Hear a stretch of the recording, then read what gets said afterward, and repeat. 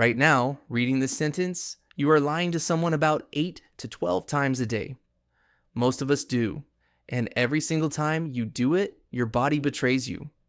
In 6 specific measurable ways: your eyes, your voice, your skin, even the temperature of your nose.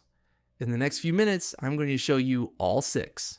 But here's the twist that changes everything, and stick around, because there's a 7th signal that's the strangest of all, and it's the reason no lie detector on Earth actually works. That one I'm saving for the end. Here's what nobody tells you. None of these 6 signals mean what you think they mean. They're not catching the lie, they're catching something else entirely. And once you see what that is, you'll never watch a person the same way again. I'm Milo. Human behavior, simply explained. Let's count them down. Signal number 1, your pupils blow up. When you lie, the black center of your eye gets measurably wider, sometimes expanding by 4 to 8%. You can't feel it, you can't stop it, and a camera can catch it even when a human can't. But why? Your pupils aren't moral. They don't know right from wrong. So what are they actually reacting to? Here's the key. Pupil dilation is one of the body's cleanest signals of cognitive load, mental effort.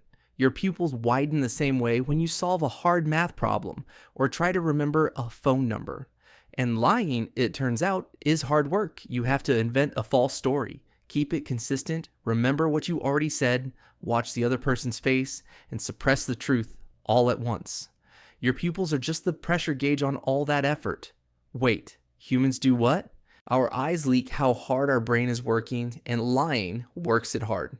Hold on to that idea, effort, because it's going to come back for every single signal on this list. Signal number 2, your voice climbs.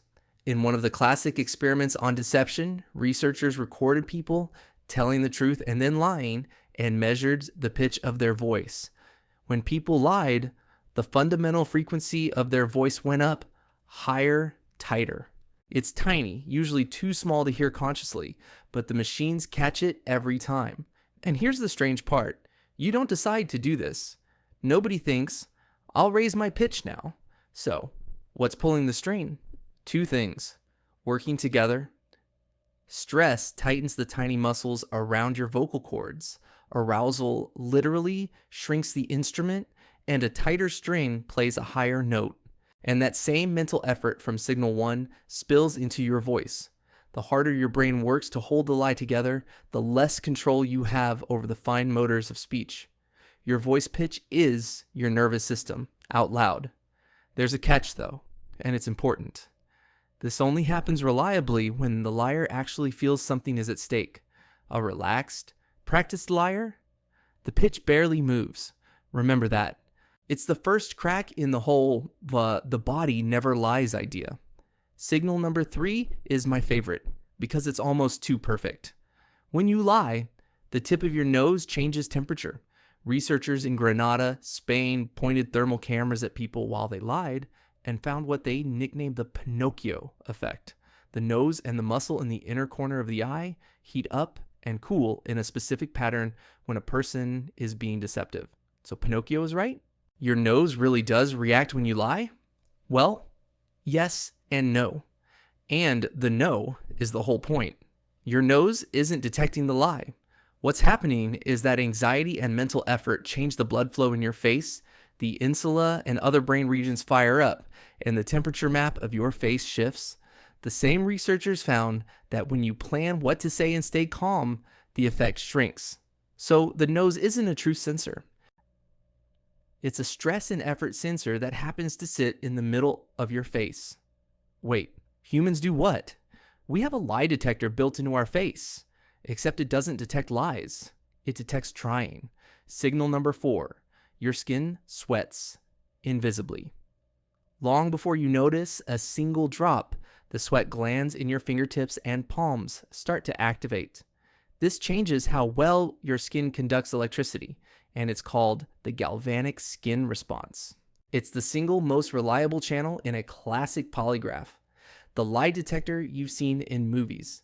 When someone answers a loaded question, that needle jumps because their skin conductance spiked, which sounds like proof that polygraphs work. So why aren't they allowed as evidence in most US courts?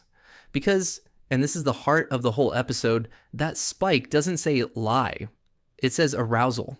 Your skin sweats when you're afraid, when you're startled, when you're accused of something you didn't do, when a question simply matters to you. An innocent person, terrified of being disbelieved, sweats exactly like a guilty one. The polygraph isn't reading your honesty. It's reading your fear.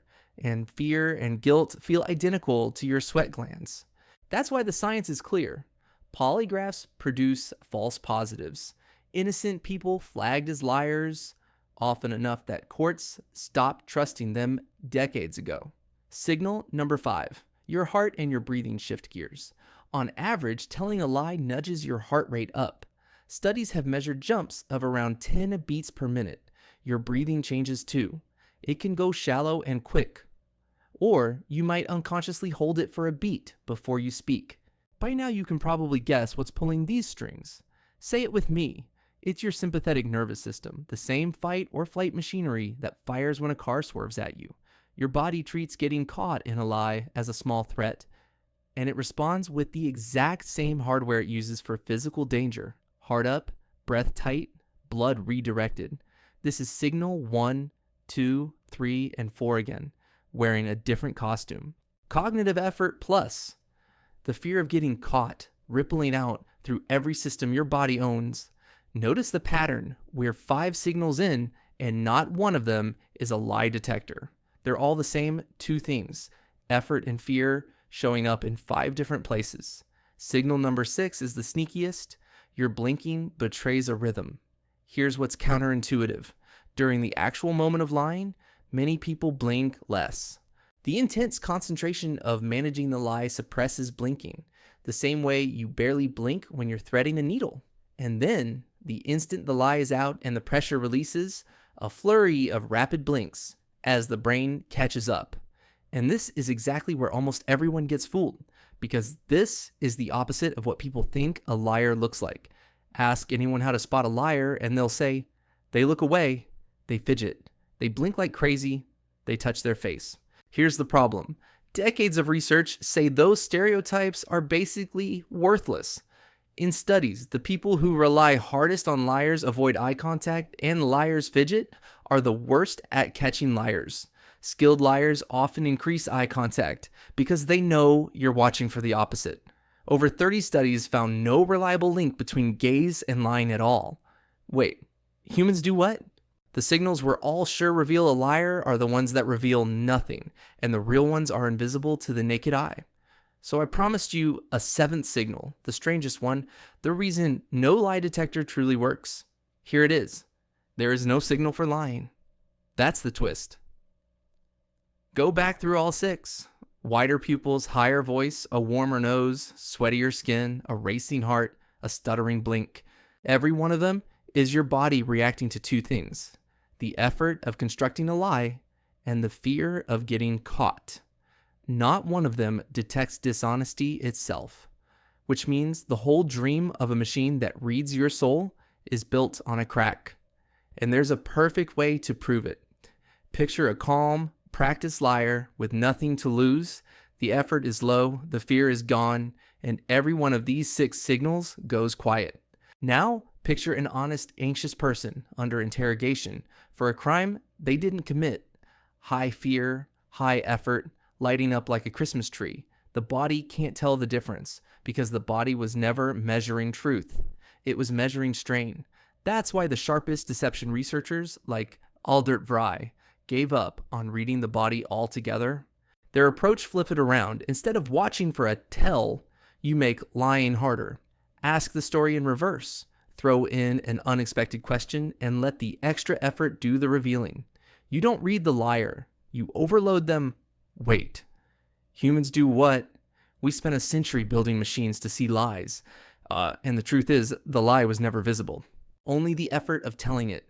So the next time someone swears they can tell you're lying by your eyes, or you're fidgeting, or your nose, you can smile. Because your body isn't a confession. It's just an honest little machine, sweating and blinking and warming up, reacting to how hard you're working and how scared you are of being caught. 6 signals, 1 meaning, and a 7th truth hiding underneath all of them. Your body never learned to lie. It only ever learned to try. Now that's human.